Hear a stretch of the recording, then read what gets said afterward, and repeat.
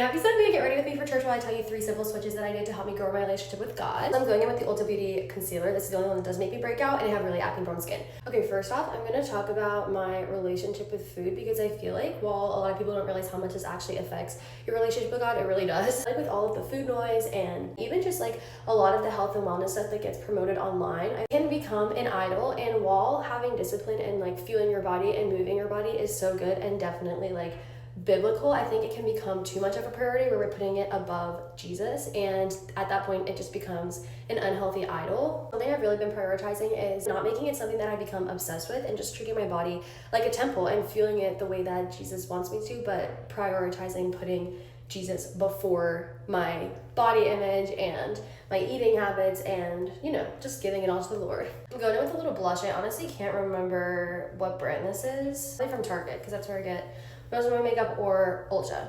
Number 2, I started watching a lot more faith-based movies or Christian movies, and this helped me so much because I feel like when you're watching secular movies, you can't really like block out some of the things that are said or done, and I feel like in today's society, a lot of inappropriate words and inappropriate actions is on the screens and in Hollywood, unfortunately. And even just like the way that people act or the things that they do or the things that they say or like how they go about life is very different from how like Christians would, and I feel like sometimes that can like cloud my judgment. So switching over to watching mostly like 90% of the time, I would say watching Christian movies or faith-based movies has really helped. And the platform that I watch them on is Angel Studios. I know there's a couple of Christian movies on Netflix now and like Prime, which is so awesome. I love that that's being pushed out to those platforms, but I love Angel Studios because they're a Christian-owned company, and so even their movies that aren't faith-based actually have like a lot of the Christian values in them. They also have so many movies that like challenge